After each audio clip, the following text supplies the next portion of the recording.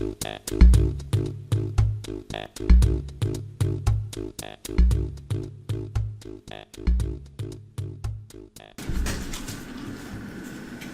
professional quality screencasts on a shoestring budget, which is a problem all of us have. There's never enough money. It's very hard to procure stuff through our companies if you work on a 6 gig hard drive. So it's really, for those of you that know, because I think we have a pretty savvy group here, is what I'm gathering. There's a lot of people in this room right now that have already experimented with video or working with video.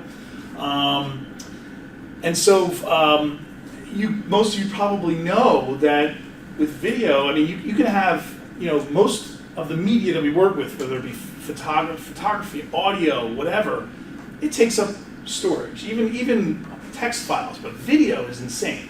The files are massive.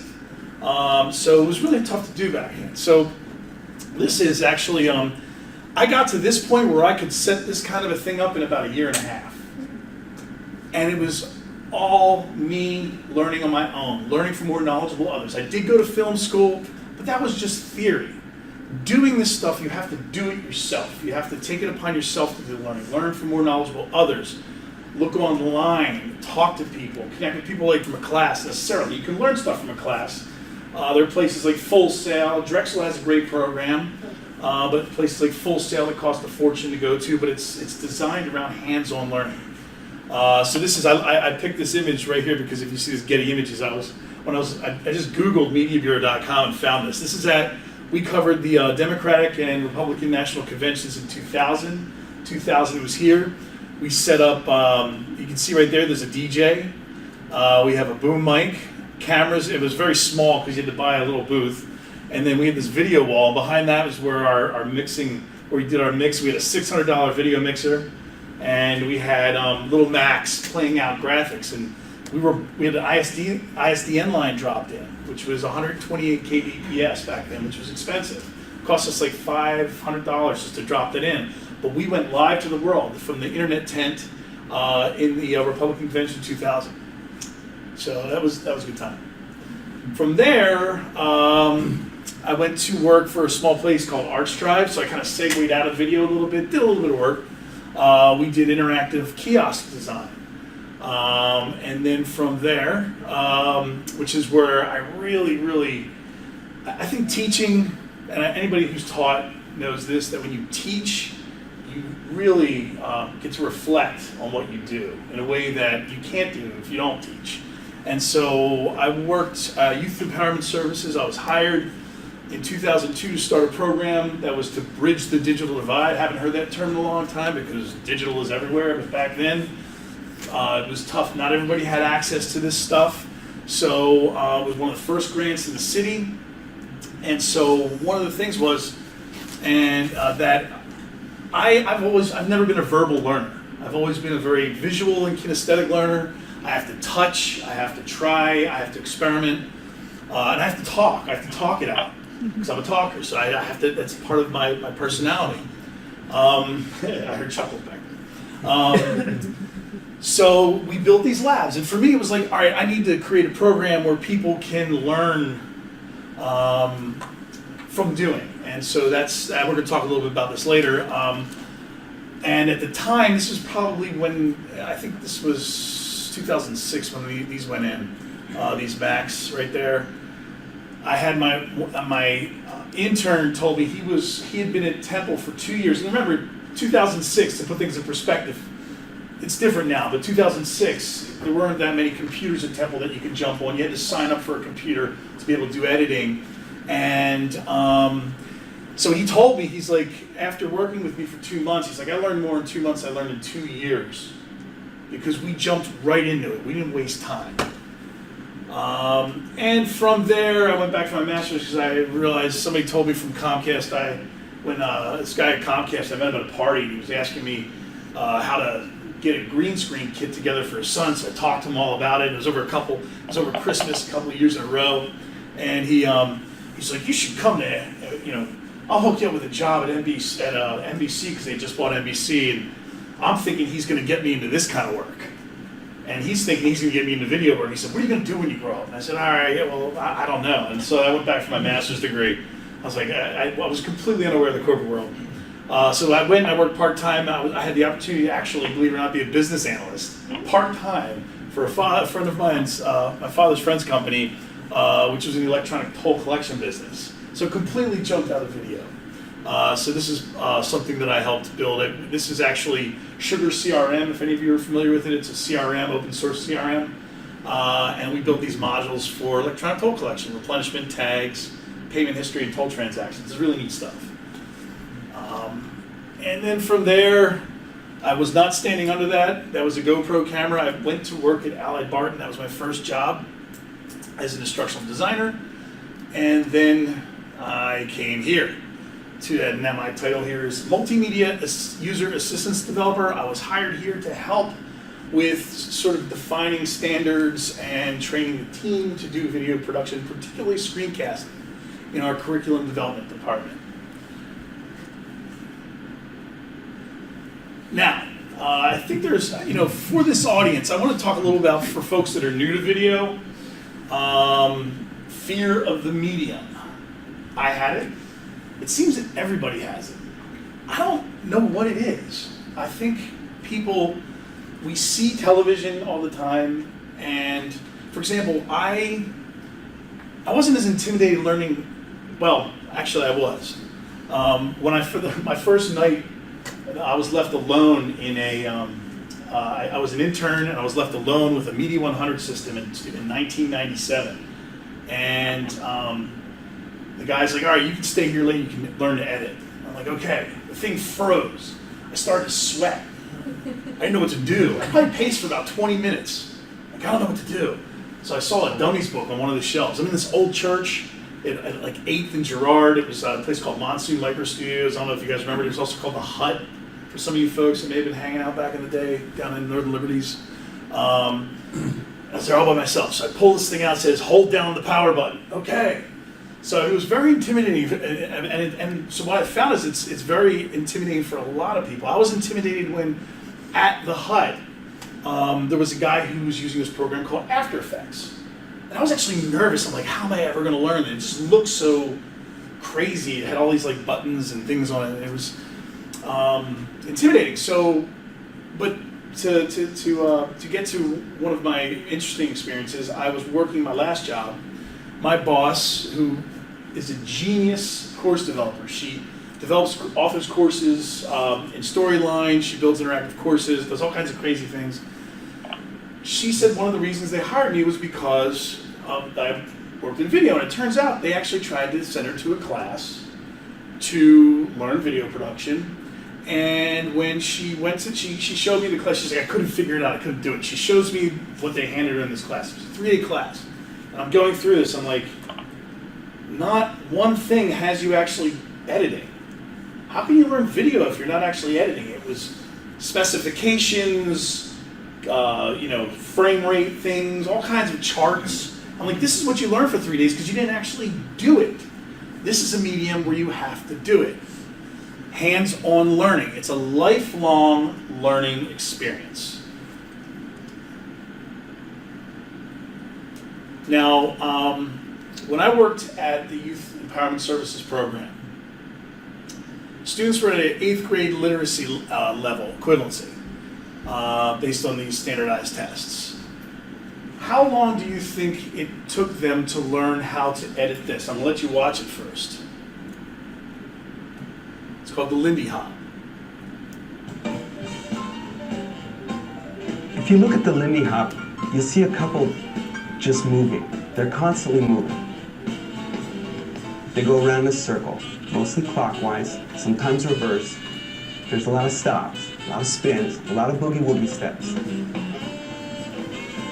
You use your whole body. You kick. You use your arms. You use your hips. You use everything in your body to accentuate what you hear in the music. Come on down. Everybody's swinging. Can I get anybody?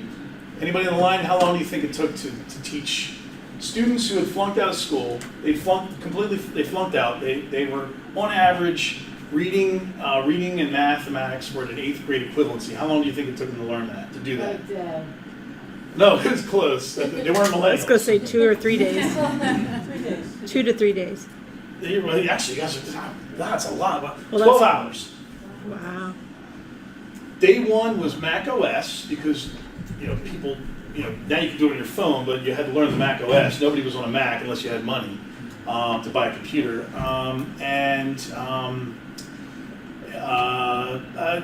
So we spent, there were 4 3-hour classes. So it was 12 hours, and there were breaks. There was a break in the middle, so it was like an hour and 15, like an hour 15 and then break, and then an hour 15. And then a few other breaks. It wasn't so intense that they couldn't, we'd let them have a lot of breaks, walk around, wouldn't stay in front of a computer that long. So one day was dedicated to learning the Mac OS and learning binary. We read our names in binary, and that was a fun exercise. And then by day 2, we were editing. By the end of the week, they had spent the second half of the day 3, so the last hour and a half of day 3 was editing on their own, and then they finished their project on day 4. And it was the most empowering experience because it's like, wow, I just made a news package. Right? It's like a news package. It's like something you'd see on Dateline, right? So when I came here to Oracle, how long do you think it took for me to teach? People starting to laugh. They're thinking it's going to be longer. How much classroom instruction do you think I provided to train my team? Like 0? No. Close. 2 hours. 2 hours. That's right. Oh, you saw it. That's No, like, I it's on the didn't. deck. I swear I didn't. I guessed. 2 hours. I guessed. I just know my own learning curve, so. Right. That's it. So- It was 2 hours. I did the 2-hour seminar. Now they had some experience, like a lot of you in here. I think most of you that I spoke to, playing around with it, but they weren't necessarily confident. I did 1 2-hour seminar to kind of put everybody on the same page, and then from that it was just individual one-on-one. Hey, this is a trick, stuff that I'm here, I can show you, but that you can really get online if you go on the chat forums. So there's no class involved. That was it. And it's about learning from others, and you have to be, myself even included. I came here to Oracle and I was blown away because before I got here, they were actually experimenting with video. And a couple millennials were working at it, and I couldn't believe, they blew me away. And you can never be so proud. No matter how much experience you have, you can always learn from others. And the one thing that I got from them, you like that, Craigs and Olson. They're 2 guys. Actually, at the time, both of those guys now work here in our doc department. At the time, Jamie Crimes was on the team, and Scott was an intern from Drexel. And I had been editing and producing screencasts at 1280 by 720. That was my resolution. That's what I worked at. And I came in and I realized, hey, gosh, these guys were doing it 1600 by 900. Because I was doing it at 1900 by 1020, and then I went down to 1280 by 720, and I never kind of checked this out. But this is kind of, this is the sweet spot for me. I like doing it at that resolution now. Anybody else in here have any opinion on that? Anybody experienced doing screencasting, a resolution? No? Nothing? Danielle? Well, for me, I just did this the other night. I think it depends on how good your equipment is. Mm-hmm. Because what I experienced is with my particular laptop, as much as it's souped up, it's evidently not powerful enough. And so we had to kind of go with the lower resolution just to be able to get what we got. And even that was not perfect because the voice and the motions weren't syncing quite right, but it was close enough. But if we went higher, it put more strain on the machine. It might be that I need a new machine. I don't know. And you're recording voice through... And we were recording voice on both sides because it was a Skype interview. Oh, right. So there was a lot of... Yeah. So there was a lot of stress and strain on my system. So going for a lower resolution, but I was testing it before I actually did the interview, seemed to help a little bit. So, it's still legible enough and people still can get basically what they need from it, but it's not top notch necessarily, or as top notch as I would have liked it. So what resolution did you use? I think it was the 1280 by 720. I think that's where that was the sweet spot that we had to kind of sit at. Or my husband was like, I think that's about as good as we're going to get it, without really stressing the system and having a lot more lag. Nice. Anybody out there on anybody out there in phone land want to have anything to say? I don't want to leave you guys hanging. Any comments? Unmute. They're not on mute. They mute themselves. Oh. I didn't mute you. I've been on so many conference calls where people are talking into their muted phones. Oh, I've done it. It's my forte. Yep. Same. So, and Michelle, the intern, she was my last intern, taught me something very valuable. You guys that are in animation over there, how to use a null object. What a null object, for my use, I didn't know what a null object was. I never had to use it. I used After Effects, but I didn't need it. What it actually does is if you actually have elements in After Effects and you're animating them, it's keyframe animation, if you take that element and you want to move it in the frame, you can't just take it and move it without changing all of the motion paths. So you create a null object, make the null object the parent, you make those other objects the children of it, and you can move everything around in your frame. I didn't know that. I'm sure you guys do, right? Millennials. So you learn from others. You know, it's just that's always been the process, learning from others. Now, to the toys, computer. For purposes of this demonstration, I'm putting 0. Reason why everybody in this room, because of what you do, you have one, right? Is there anybody in this room that doesn't have a computer that they use for their work?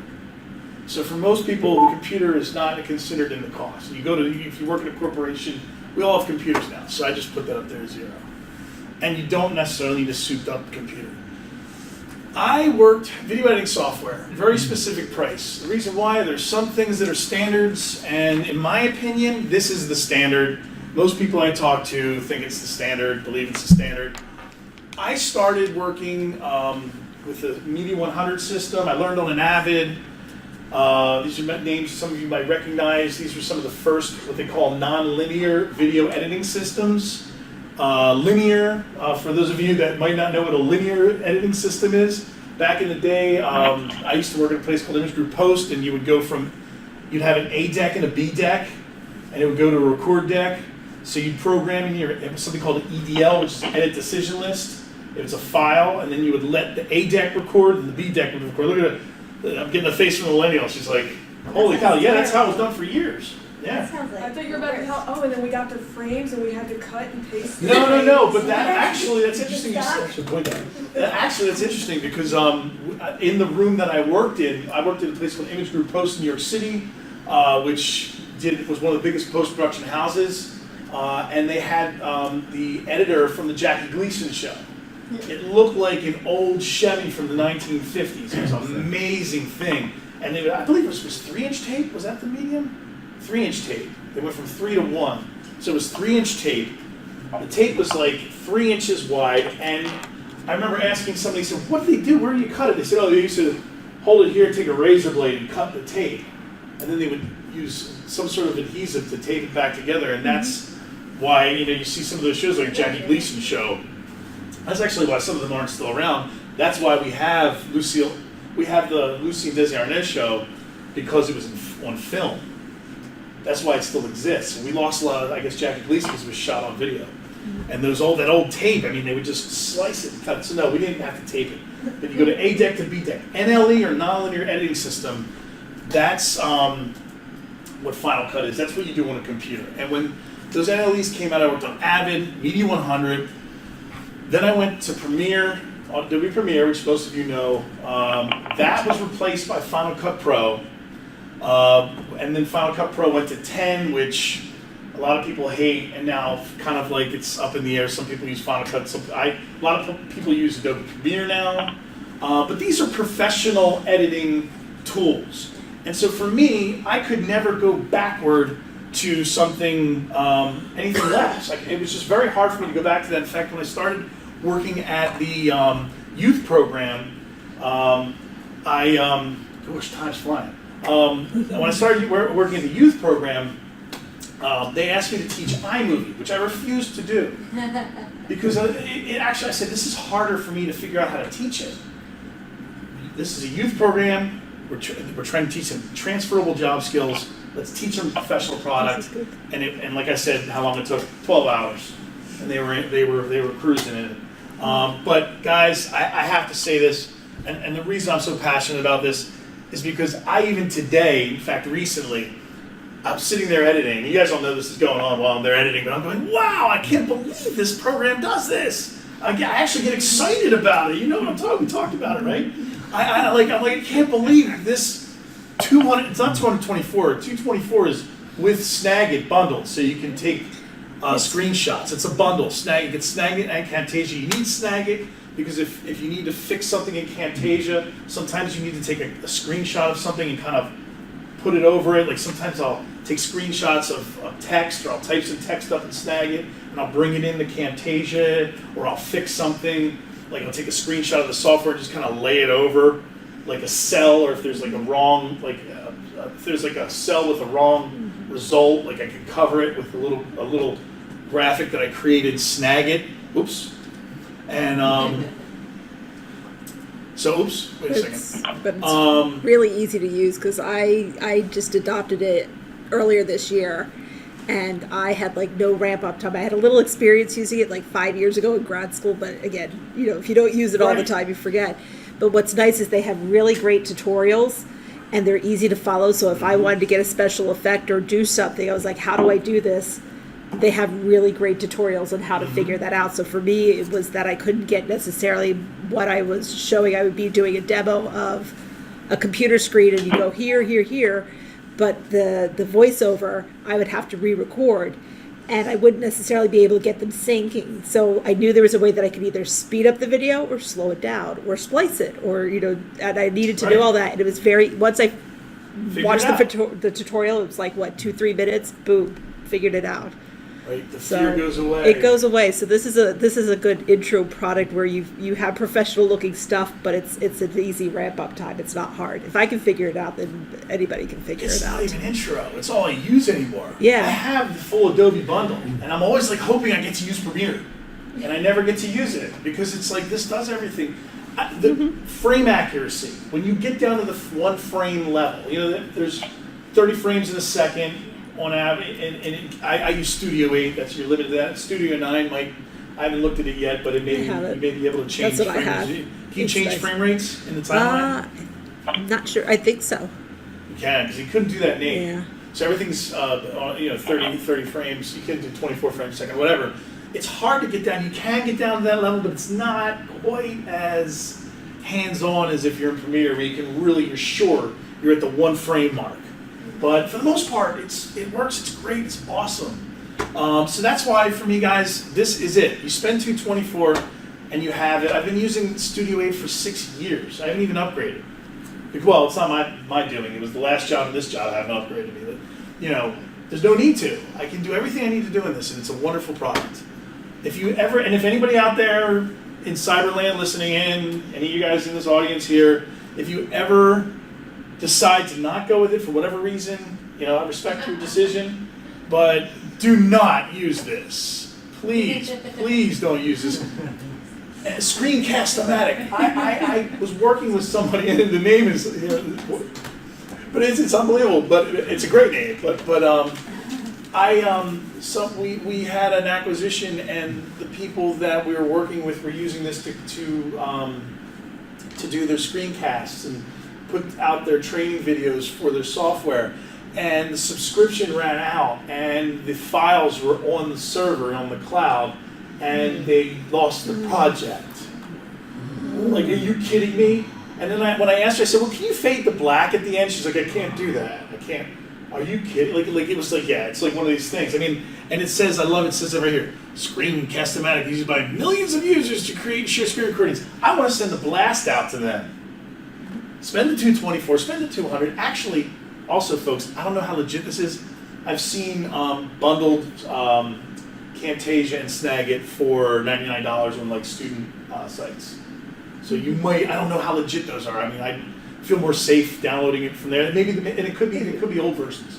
It If could be you Studio if you do use their education pricing, because I still use Oh, yeah? my grad school address I for love it. that, That's yeah. where I bought it so many years ago. So when I was ready to upgrade, I could still. They were like, okay, she's still in education, so Oh, yeah, it Adobe is a does that too. slightly cheaper price than even the 224. But even 224, I was like, I was willing to pay that if I needed to because it's so Yeah, much more you have affordable. For years.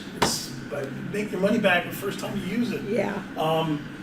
Yeah, I still have my Adobe subscription. I got it while I was going for my master's, and so Adobe's usually it's $50 a month. For students, it's 30, and I've 6 years since I graduated. It's still $30. So, good question. Yeah. Do you know what version of Snagit you're using? 8. Snagit. 13 is the current one. Oh, I'm not even close to that. Yeah, you might consider looking at the new one that's coming out next week. Oh, is that? 2018. It's coming out next week, and it's got all kinds of cool features for editing the screen. Oh, yeah. Oh yeah. Oh, I'm gonna check that out. That doesn't mean I'll get it. I might have to buy it myself. It's all of $24.95 if you have one. Oh, yeah. That sounds That's not thousands. fantastic. That's $24.95. Just to clarify. Right, $24.95 if you have an Right. existing version that you have a license for. I love them. I love it. It's such I know. It's such a great. I've never heard of that before, where it's like, oh, here, have our updated product for less. Right. I've never heard that. We want to appreciate you as a customer and thank you for continuing to use our product. Right. No, we're not used to that. Well, they're What? not Microsoft. Yeah. Right, exactly. Good point. Or Adobe. Yeah. Yeah. Well, no, I got to give Adobe props though. I mean, I'm not paying $50 a month for. That's true. I'm Neither still am I. paying $30 Yeah. still, like, as long as you keep that going. I remember Yeah, when they that's did true. it used to be a subscription. Yeah.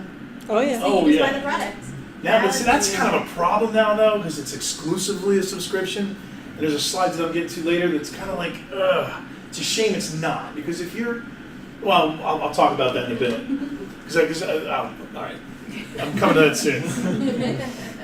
Video cameras. Forget about Anybody from North Jersey here? Forget about it. The title of this is Professional Looking Screencasts. Guys, if anybody asks you, hey, can we have you use the webcam to shoot something and incorporate it in the video?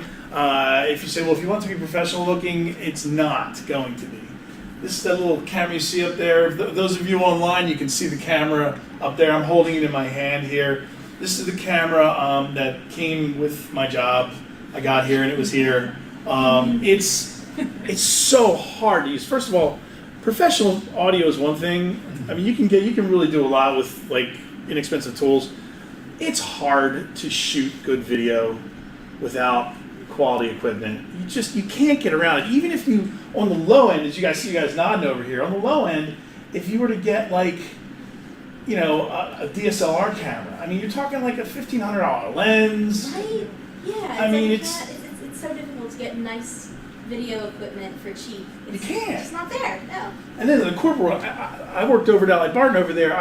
They actually, after coming here, I realized over there it was a smaller company. It was easier to get stuff than coming to a bigger company. It's actually harder because of the rules. I mean, it's understandable because they have to kind of control that. But over there, I was able to, I spent like $20,000 on equipment. Maybe 15, but I bought a lot of equipment over there to get that look because it's really hard. And I'll show you when you watch this little clip, and then we'll talk about it. What happens? Play?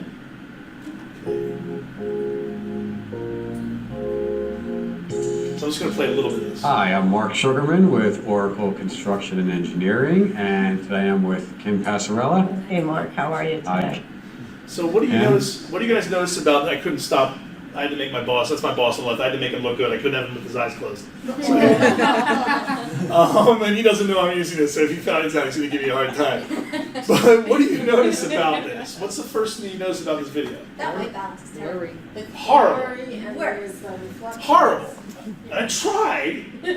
No, I'm sure. What about the focus? Bad That's focus. the biggest Horrible.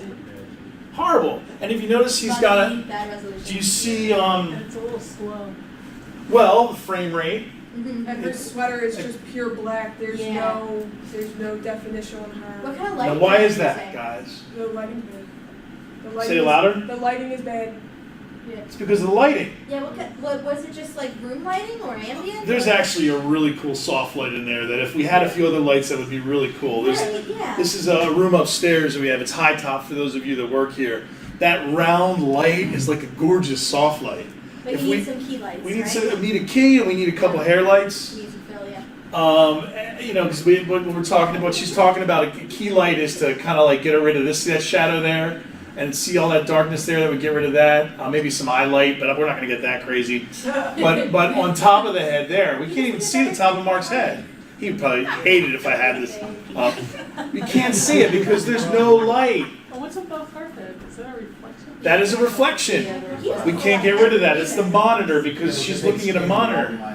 This is we're doing an interview with it's a test. We're not airing this. It was a test to see how it would work out. If you can see right here, it's hard to make out. Oh, they're not lavs. There's lav mics. One of these little guys. I got these are $149. These Audio Technicas. I'd spend a little bit more. The $149 ones are a little nicer. They have a light on the side. These don't have a light, and also the clip doesn't have a long enough extension so you can hear. I regret buying these. I was trying to be cheap. Spend a little bit more money sometimes, a little bit better, because this little clip on here, folks, if you out there, you're not going to see this, but there's a little clip that pins the microphone on your lapel, and see it's if you can see, and you guys, I can pass this around. It doesn't it doesn't give you any distance from your clothing. But anyway, so video is really hard, and so for me, I try and steer anybody asking me for a camera shot, a webcam shot, or video in my webcasts. If somebody wants to produce video, if you're a freelancer and your client wants you to incorporate video, if you work at a company and your boss says we have to have human figures in a shot, call around and either say, look, we're going to have to buy equipment, it's going to cost us $10,000-$15,000. I'm going to have to do a ton of research and figure it out, because I'm going to need lighting, I'm going to need a decent camera. You're going to need a camera for at least $2,500, video camera. That's just the camera. That's not extra batteries. It's not a tripod.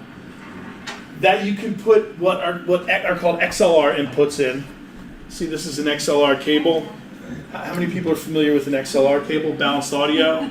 It's a 3-pin female-male connection. This gives you a good signal. Most professional equipment, if you look on that lav, there's a 3-pin connection on the bottom of it. This is the ubiquitous standard. The cameras need this input so that you can record a solid signal. If you don't have that, don't even bother. If you're going to shoot with a DSLR camera, one of those big photography cameras, they're gorgeous. Oh, they're great. Especially if you put glass on it, but what can't you do with it? You can't record audio, so you have to have a separate audio recorder. And what's that called?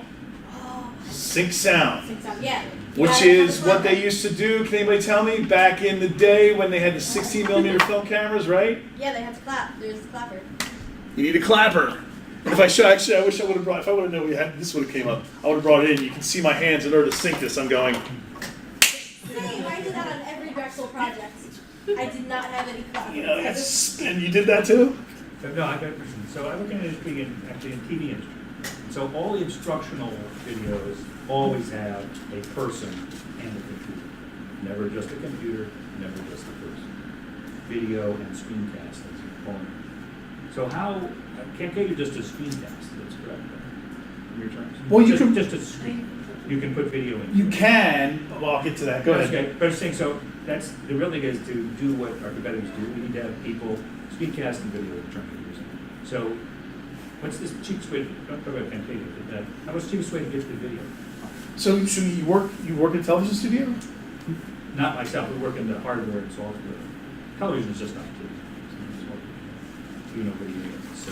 Do you have access to equipment? Do I personally?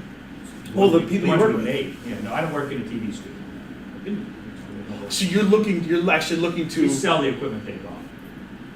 okay, oh, I got you. Yeah, they use lots of hardware, it's all computers, TVs. Can you work out a deal? What's that? Can you work out a deal? It's like a deal where you Yeah, borrow that's a good equipment? idea, that's actually, I like that. I mean, That's the yeah. whole trick is, I can get the screencast, but the really good they want is they always want it helps sell them too. They want to see the engineers say, oh, there's Fred, who we all admire, and he's a Right. great guy, and he's showing me how to use this interface, which is awesome. Anyway. So, but having the person is very important. Well, if that's the case for me, if it's not possible to buy the equipment, Oh, if that's not is it possible to get somebody to hire someone to shoot it? That's sometimes easier, right? Yeah, well, they all have it. You don't have the budget for that either? We might. See, because if you could do that, because some places they won't let you buy the gear, but they'll have money for hiring freelancers. Every place is different. Like some places are the opposite. I would. Rate for that? I'm sorry, take time. Just real- You can get. I mean, I know people that are $1,500 a day. You can get the studio and their cameras, and I can hook you up with them for $1,500 a day. It'll look like pro. It'll be really. And so you have them for 8 hours.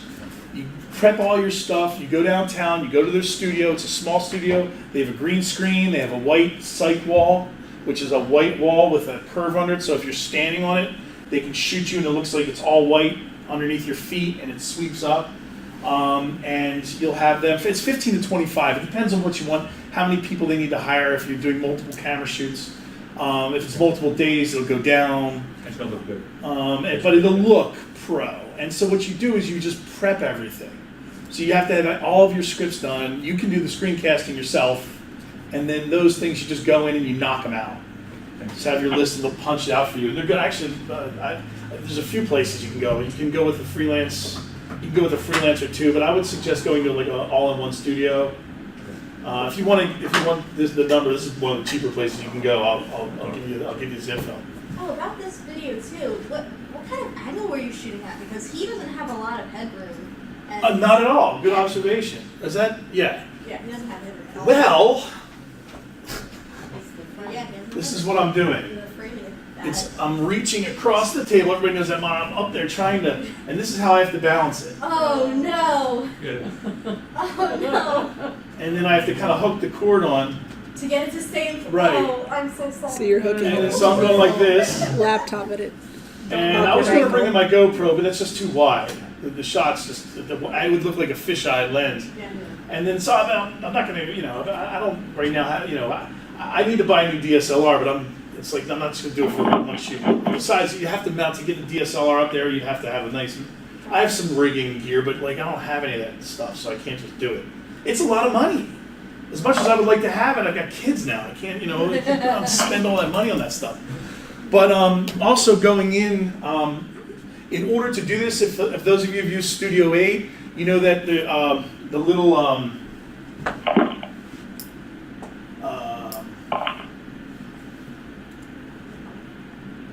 this little doohickey here, the little record screen. If you turn your webcam on, you have to kind of go over it. There's nothing. My camera's off. Oh, it's got tape on it. But yeah, I don't want anybody hacking in there. This is what you get. So I have to go up, see that little black square. That's what I have to look at. Oh. And then you can't. You need a monitor. Yes. That's the big thing. You need a monitor to see focus. You need to be able to get in the controls. And guess what you got to do to go in the controls? So I say I hold it up like that. Then I come down here like this, and I got to go options. And I got to go, all right, device properties. And I got to go through all these different things. Oh yeah, and I got to go format settings. And I got to figure that out. And then I got to go like this. And I got to come back here. And I got to hold it up. And then I got to go back. And forget it. It's a nightmare. That's why it looks like that. Yes. So what I was saying, forget about it. Forget about it. Unless what we talked about exactly was getting a freelancer is a great thing, because then you have everything documented. You've done all your preparation. You've done your instructional design. It's all, you know exactly what you want. You send it to them ahead of time. You show up. There's a craft table with pizza on it. You go in. It's a fun day. It's a great change of pace from work, and let them do all the work. And then they hand you the final videos. And well, unless you want to edit them yourself, they'll edit it for you. The editing's not included in that price. Where am I? What did I do? Ah, thanks.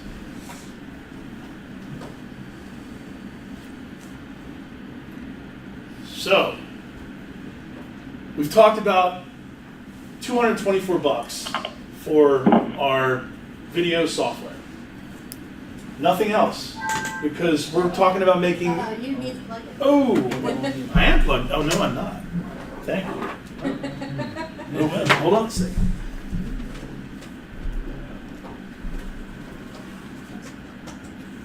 Did it go away? Yeah. There you go. There it goes. All right, that's sweet. Phew. All right. So, $224. No, please, McAfee. They don't respect us, our privacy here. All right. 224. That's it. I mean, you have your video software there. I mean, just from one screencast, the screen's going to look good. It's going to look pro. There are some techniques we'll talk about making your screencast look pro, but for the most part, you don't need much else. So it's all about the audio for me. And I think if you go out online and you go to YouTube and you look at people's screencasts, listen to people's screencasts. Because if you're going to be listening to it, you want it to sound good. I can take bad video, but if the audio is bad, I check out. That's right. You hear that? Do you guys hear that? That's exactly right. You check out. And also, think about documentary films. Sometimes you check out on a documentary film, think about it. Sometimes it's not, well, it could be the acting and all that, but often it's the soundtrack. It's just so rough to listen to. If you go out and listen to people's screencasts and you compare them, and you look at and you listen to, say, one that has really great audio that sounds like somebody's talking on the radio. It has that radio resonance, that sound that's clean, there's no noise.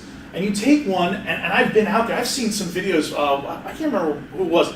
One of our competitors had videos out there I was looking at with my team. The video was killer, and they were actually shooting video, it was beautiful. Actually, no, that's not true. It was one of our competitors, it was some video services company. The audio, these guys were amazing video, and the audio was so bad. It was like, how did that happen? And it really, if in terms of the screencasting, you can put out a product that just has a professional feel by making the audio sound like it does when you listen to the radio. So, audio software. What I know. I know Audacity. So I love it. It's tough to use, but I love it. Audacity, she was saying. Audacity, it's free.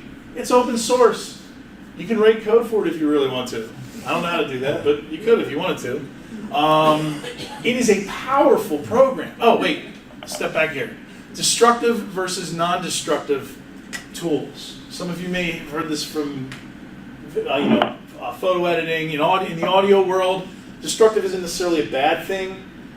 Destructive editing tools, when you apply a filter and save it, like if you put some sort of a filter, meaning you're going to change the quality of your voice, when you add it to a project that's just in a software platform that's destructive, or you add it in a destructive way, you're actually overwriting your master file. So when you're working in a program like Audacity,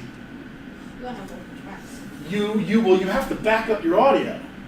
You have to record your voice, then you have to go to your desktop or in your folder, copy, paste it somewhere else, do your work in the program, finish your work. If you make a mistake, you got to go all the way back and copy it over and start from the beginning. Now, multiple versions. Save multiple versions. Save multiple versions, right? That's right. So you got to save. It's a pain. I mean, for people that are real audiophiles, experts that really know what they're doing, they edit destructively because it gives them an opportunity to get into the waveform where you can't non-destructively. So for other programs, offer both destructive and non-destructive. For voiceovers, I'm not like some wizard. I kind of cobble around in audio. I'm not an audio wizard.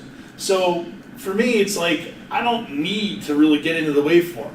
I record my voiceover. It's a good recording. That's the most important. It's a good recording off the beginning, and I add my filters because I want to hear what those filters do to my voice, and I want to be able to remove those filters. I'm going to show you that in a little bit. So Audacity's free, folks. It's a great program. It's going to be harder to use than some others. It's going to be a challenge. It's challenging, and if you don't know anything about audio, you might want to spend a little bit of money to get something that's easier to use, because it's hard. But it's incredibly powerful. So if you want to spend the time in it and you get used to it, there's so much you can do with it, and it's totally free. And then there's a bunch of others that are under $100.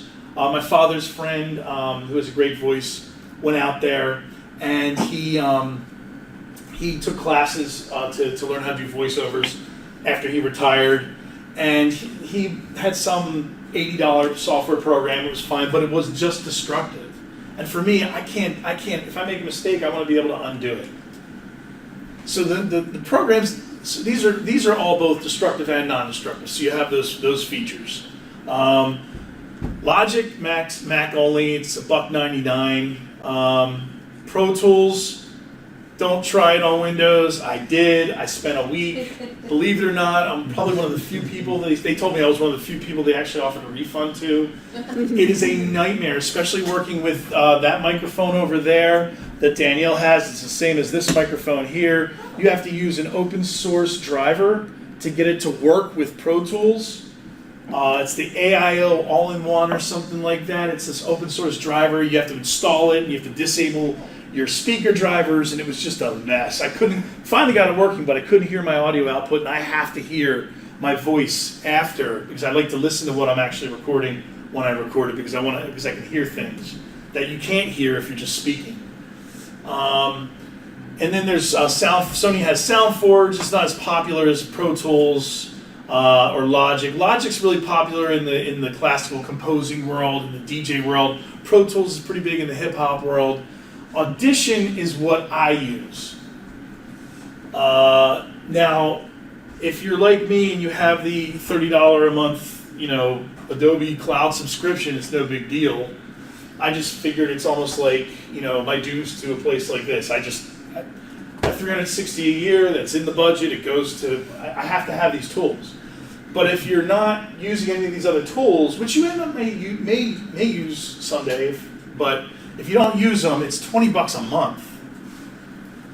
That's kind of hard. It's going to be hard for companies to pay a subscription. I know that's tough sometimes to get them to pay a subscription. Unfortunately, they don't offer it single payment. It is so easy to use. It's a breeze. Pro Tools, they changed it from the time that I used it in my youth program for producing hip hop. Pro Tools used to be more like Audition. Now they changed the way it operates. I couldn't deal with it. It was driving me nuts. And Logic, these Pro Tools, Logic, SoundForge, it's kind of overkill. You don't need all that power unless you're going to make a beat and then record a band. As you're out there, my recommendation is this: if you can't, then look in the 0 to 100. And take a try with Audacity, and then see where it takes you. But this is really easy to use, Audition. And now for hardware. So we talked about software for video. It's about $224.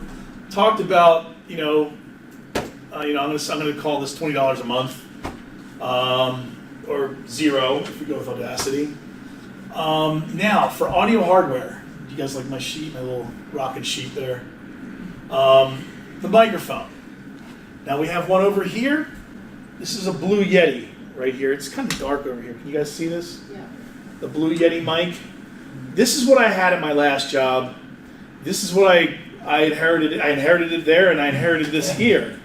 And it's not a bad thing. It does a fine job. It's a great mic, as you know. It's basically like the standard. It's like the standard for something you hook up to your notebook. Right. Now, you know, if I had my druthers, I'd spend $20,000 and build a studio, but because you should hear some of this. I mean, it's when you get into it, you can get like these old tube amp, like glass tube amp processors that all the hip hop artists use to record vocals and R&B vocalists use, and it's actually analog. It's not USB. You're plugging this into like $1,000 microphone. I mean, all right, I don't need that, unfortunately. I love it, but I don't need it. This works just fine. Go to YouTube, and there's tons of awesome comparisons out there. There are people out there that say they'll take the Blue Yeti and they'll compare it to another microphone. The nice thing about the Blue Yeti is it comes with a stand. The others don't. You have to buy a stand. But there's some mics out there for a couple $100 that are a little bit better than the Blue Yeti. Shure makes them. Audio-Technica. Shures are good mics. But you know, this is a matter of preference. Do your shopping. If you don't feel like shopping, you're fine with this. And then the other thing about it is you can go to B&H. I highly recommend, folks, for those of you in this area that can get to New York City, I highly recommend B&H Photo. Not only do you get to see, like, I saw Kevin Smith there, all the cool people shop there. It's pretty, every time I go there, I see somebody famous shopping. It's pretty neat. Somebody in the industry, which is cool. But look at that price. The thing is if you, I'm sorry, somebody say something? No, I'm saying that's good for like a microphone that gets good quality. Yeah. Yeah. The Blue Yeti is fine. Also, can I pop filter? Well, that's right up here. Yeah. But she just said pop filter. If you notice, for those of you in here, you can see the pop filters. I have the Pop Blue mic over here. You don't have to get that. You can get this type of a pop filter. You have to have a pop filter. You're absolutely right. The one I had on mine, for those who were on the call, mine only cost like under $10. Right. You know, it was $5 to $10, and it does the job. It basically looks like almost like a makeup mirror, but instead of a mirror, it has like pantyhose material in That's between. it. You can take pantyhose, and folks, if you use pantyhose for a pop filter, that's what a lot of people do. Oh yeah, I've done it. I mean, you just got to stretch the pantyhose around something that allows you to breathe through it, and then you have a pop filter. It's just to stop the when you say P's. If you say P, it's going to go poof, and it just comes up as a spike on your audio waveform. Definitely, and for those of you out there in Cyberland, if you look up here, this is what we're talking about, a pop filter. I'll use my mouse right there. And it attaches on there like this, and I'll show you. I got to get moving here, folks. Yeah. I have 4 minutes left? About 4 or 5, yeah. I got a lot to cover. All right. Okay. All right. So headphones, cost. How much do you think? Okay. I bought these in the year 2000. They're MDR 7506s. These are the standard that every audio, video, any audio for video person uses. MDR 7506s. How much? They cost me $105 in the year 2000. They're still good today. I got to replace the earpieces. I don't use them that much because I bought another pair. It was bought for me in 2013. How much do you think they cost today? It was $105 in 2000. What do you think it costs today? About $300. $350. Oops, went the wrong way. 200. $99. I guess it's because it's the industry standard and everybody buys them. MDR 7506 headphones from B&H. Guys, you can buy this stuff. You can shop online. B&H is always going to give you the better price. They're always going to beat the price. And you can take a trip to New York City and shop around the store. You can ask professionals. You can order online, too. You can order. The online ordering is amazing. It takes like a day. They say it takes 3 to 7 business days, and the next day it ends up on your doorstep, and you know that it's not going to be some knockoff or refurbished. You just know it. This is $80 on Prime. There you go. See? You're taking a chance. I'm telling you, I bought from somebody other than B&H. I bought a camera for that first picture I showed. I bought a camera for them, and I'm telling you, you take a chance that you could get some kind of knockoff. Go with It's just There's me. Sony. There's Go with Micro B&H. Center. I was going to say there's Micro Center, there's Newegg, there's Tiger, there's a couple that are good. B&H is good too, All right. No. Look, no. it's my, and it is my opinion. I'm scared. I've learned the hard way. I bought a camera that just always had problems because I didn't buy it from B&H. So I'm like, I go there for everything now. I'm a B&H loyalist. Okay, so that's this MDR 7506's sound control. Look up here, you can see this. This is called a reflection filter. For those of you in a corporate environment, it acts like a portable sound room for your microphone. When you're recording, you would put your monitor up here. You don't want to use paper. We'll talk about that in a second. You put a monitor up here, and you would speak into the mic here.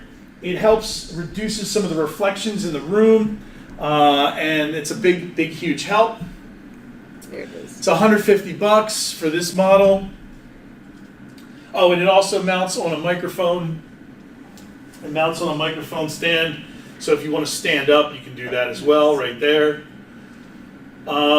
This is another great thing. If you want to do the closet booth, if you're a freelancer, this is something I've always wanted to do. Build your own sound booth in your house. 24-pack of 1 foot square soundproofing. You can put it up in your for $84. RLX, it's indie standard, and you can do stuff like this. You could, I mean, this is a little this is sloppy to me right there, because I would not want to coat the whole wall. I would want to break it up because you do want some reflection. I've heard, again, I'm not a crazy audiophile, but I've been in a few studios, and you don't have to cover the whole wall. I actually know somebody who kind of took that same padding but just made it into took a standard box and then would speak into the box. So it kind of was like a miniature version or a similar version to that first product you showed. Right. But it's a little one. And they sell ones like exactly what you're but describing. he made a homemade one. He just took a box from some product that he had and lined it up and put his mic in and made a little hole in the back so the wires could come in, and you know, he would have that kind of quality sound. And with that setup, you could also take a moving blanket and throw it over your head. Yeah, I think he did that too. Podcasting people do it in their closets. Right, exactly, and you can get great sound. What I'd like to do is actually set up in a closet. You move your clothes aside. You put those squares I told you up, and then you put a couple folding countertops that fold up, and you can get 2 of them, one for keyboard mouse, one for laptop. Take one of these arms, like this arm here, hook it on your wall, it folds up. When you go in, you put your laptop in, keyboard mouse, pull out your mic, and then you can just do your recordings in your office, in your closet. I would put the soundproofing on the closet door, and then I would put a moving blanket over that on the door because of the cracks in the door. And smaller spaces are better to record in. If you guys, and I'm going to get to some of these tips. I got to race through, but one of the tips is if you're using these, you're still going to get noise from HVAC. So I'll talk about how to get around that in a second. This is a product. Can anybody notice what this is up here? Anybody that's ever done any plumbing work? Pipe, PVC pipe. It's PVC. It would probably shower store. It's $600. Gator puts it out. Those bags are horribly cheap. $600. I can go to Home Depot and build this, and that's not including the tablet and the mic. It's $600 for some PVC pipe and some of that same insulation that I just showed you was $84. So you could do something like this yourself, or I mean, you could, if you don't have the time, you could, if you're working in a company, you probably can't just necessarily build something from Home Depot, but it's something you can do. Now this is our solution here. We're very, very lucky. These are actually booths that were put here at Oracle. Jess is laughing because it's right next to her desk, and we use this, and they hear me in there going do re mi fa sol la ti do when I warm my voice up, and I didn't know till today they actually heard me going A-E-I-O-U and try to warm up my vocal cords. So I'm like, why didn't you tell me just today? I'm working for a year and a half. I like it. Oh yeah, thanks. But these are awesome, guys. These are I think they paid like $5,000 for them. I mean, part is part, but it's not something that this is office, like fancy office furniture. They get it from it's not a sound booth that you buy for audio recording. But what we did was when we discovered it, oh wow, this is incredible. So what we did, if you can see here, I'll use my mouse so people online can see, is right here. Streetcar, our intern, his eyes are looking right up and this is what I have. If you look up here, I have my computer's actually on the same stand. It's a DJ computer stand. It was $50. So I bought it off B&H, but you can probably get them in any DJ music store. You get DJ equipment, turntables, whatever. Sam Ash or the Guitar Center sells these things. And what we do is we would put the Yeti fits under it perfectly. There's our pop filter. The key, guys, is keeping your mouth at a 90-degree angle on the mic, setting it to the cardioid pattern, the heart-shaped pattern, and setting your gain. There's a gain knob on the back, getting that set right, making sure your levels are nice. And we're not going to talk about levels right here, but you got to make sure you got nice solid levels. And looking at the screen, because you need to keep your head still. You don't want to turn your... Oh wait, I'm going too far ahead. Hold on. We'll get into that in a second. Now I'm trying to speed do this now. All right, out of hurry. Now we're in tips and tricks. Now I can talk about that. How am I doing on time? Where's the time go? It's been an hour. All right. 8:35. What's that? It's 8:35. Are you guys okay on time? I gotta go. I gotta do this. Is gonna be a speed thing. All right. Jess is looking at me like, I want to say yes, but I don't know. I'm sorry. I thought you didn't have enough. The script. This is not what your script's gonna look like. This is a Hollywood script. But they write their scripts in Hollywood in a certain format, so they know how long it takes. It's a minute per page. Is their format. And some of you might want to do a storyboard when you write your script. I got a few examples here to show what we do. Where am I?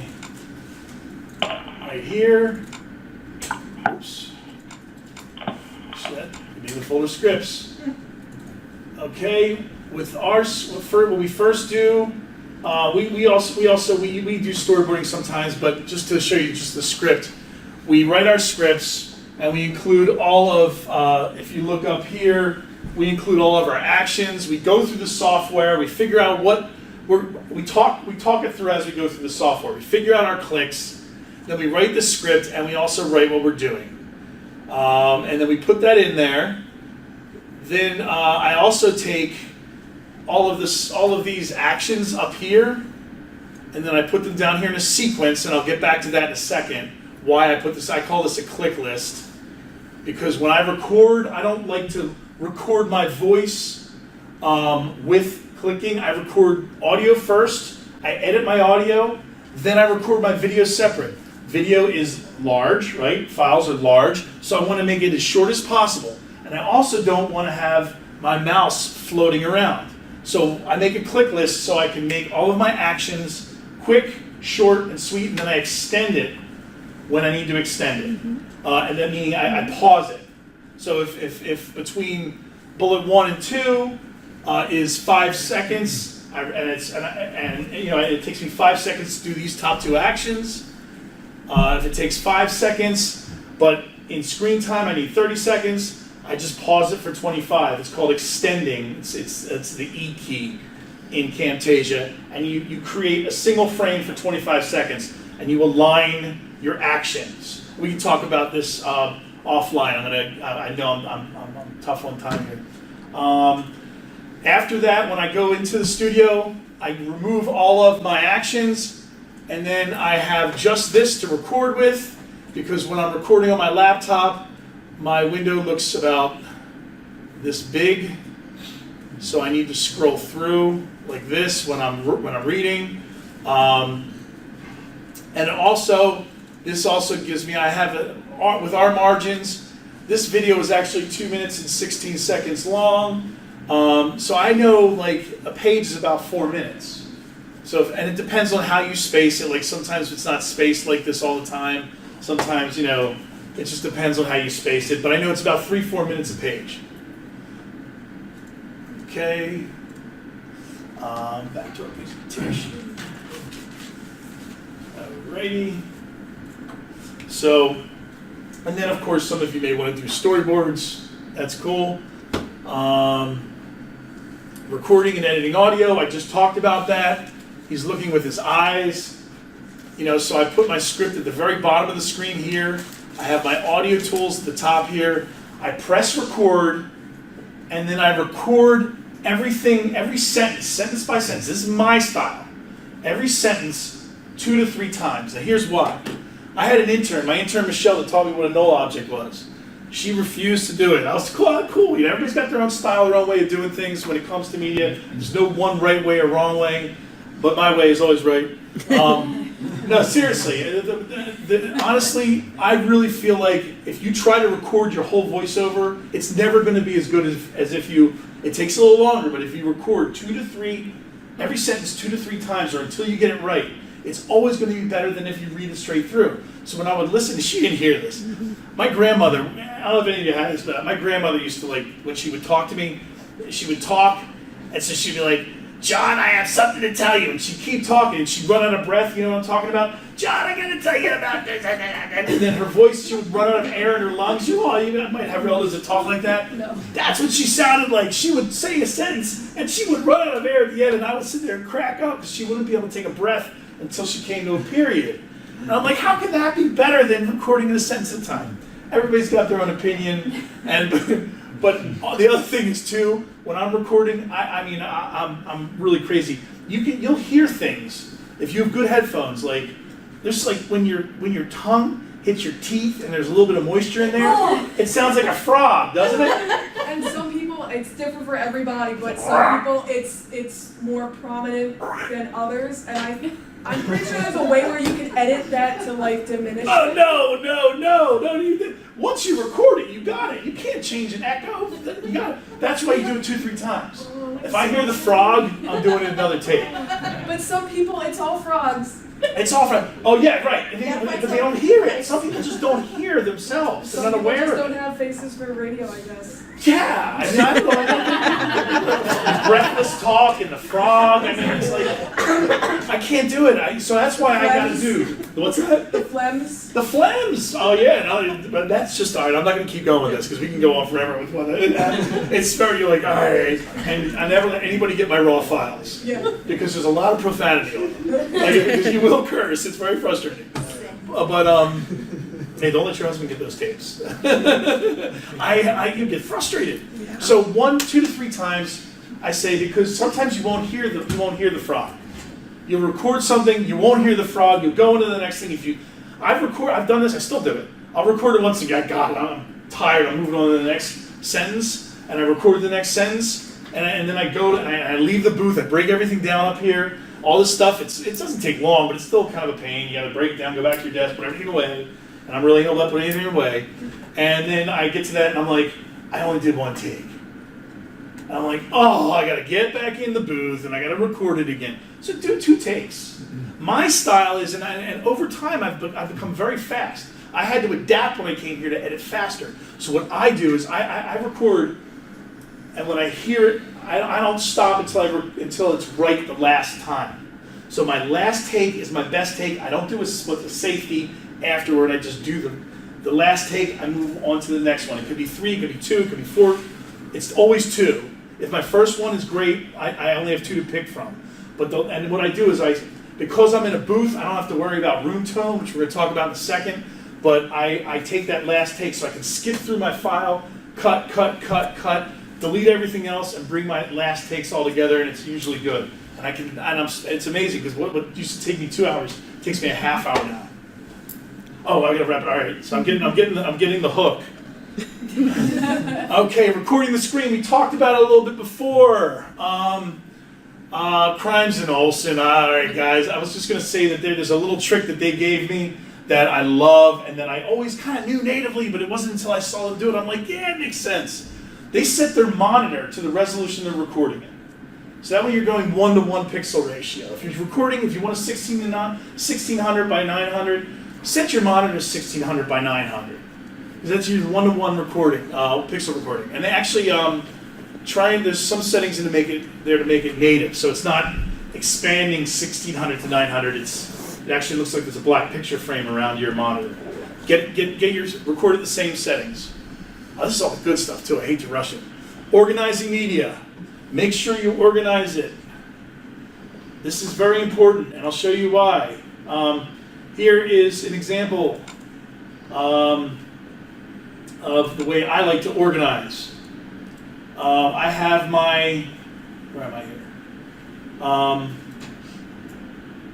Okay, so I have my root folder right here, and I keep my projects, and I don't delete the old ones. I just, it's a good habit to not delete. That's just the way I've lived. All audio is in here. My project is in a folder. Actually, this isn't a project here. Let me go to this one. My audio, my voiceover. At the root level of that folder, I keep my exports. Then my projects in here. I have a folder for final video. And again, my project files at the root level. I have a final video. I have graphics. In graphics, I put all my stuff. In this particular one, you're not going to see it, but in here I have After Effects. I have my PNG, which is actually a bumper, and I have all my exports. And I have all of my screen captures in the media folder. I call it media. I just call it media so that there's no video. I'm so sorry I'm going too long. Have a great night. We need to wrap up, John. All right. I'm almost there. This is the important stuff. It's very important, and I'll show you why. All right. Forms. When you move anything around, you're always going to be asked to reconnect your media. Always keep all of your files in one folder. When you move that folder somewhere else to back it up, you're going to get this message. Do you want to find that file? You find the file. If it's not in your folder, you can't find Capture Trick 1. I go down, I find Capture Trick 1, and it reconnects everything. Come on, baby. It's a little slow there, but it reconnects everything in your projects back in action, finds everything. It's very important. Keep everything in one folder and never bring in an element from another folder that you're not going to have. If you have to, copy it, paste it in the folder that's a project folder, and archive it that way. That way, you're not looking through 1,000 folders for something that used to be there. Almost there. We're almost there, guys. Gosh, I thought I'd be too quick. All right.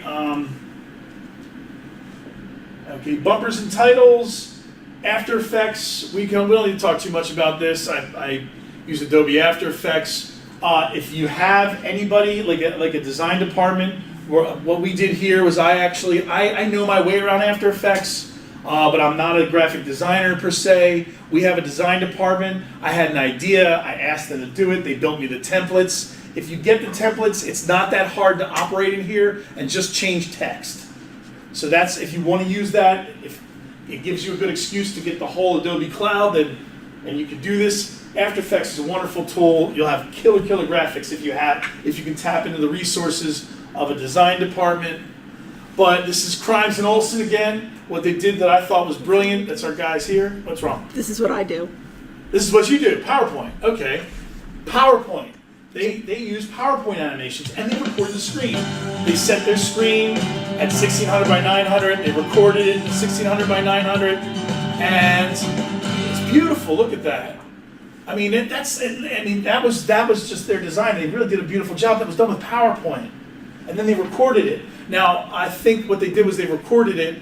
It's not all one PowerPoint animation. They recorded it in sections, and then they pieced it together in Camtasia. Yeah. So that's a little. There's actually a Camtasia plugin that you can get that works in PowerPoint. So when you do your recording, you can click on that, and it'll record it, and then you can export it and bring it into the editor, and then do what you want to do with the video editor. Did everybody hear that? So, like, for instance, I would have these bumpers, and I would do like 5 or 6 of them, and I would just kind of click through for a couple, and then I would just splice and dice them in between different sections. I never use that. When you install Camtasia, there's a PowerPoint plugin. Install it, and then I never use that. That's great.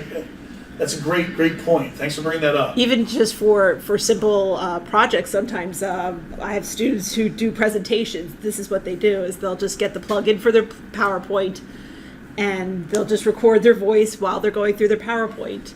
And it might not be perfect, but for a student project, it's fine. For somebody who's not doing video, but for a regular presentation. Sorry, I went to the next slide too quickly. It's my last. Oh, well. It's my last slide. No, that's why they laughed. Oh. Because I was like, oh darn it, I hit go. This is my last thing I was going to say. Don't overpromise. Don't overpromise. Underpromise. do under promise, over deliver. It's the hardest thing. Everywhere I go, it happens to me all the time. I try, and I know, and I'm like, no, we can't do it. Yes, you can. No, I can't do it. Yes, you can. All right, I'll try. It doesn't work because if they need 20 videos in 2 months, it's like, okay, wait a second. Do we have have we done the design?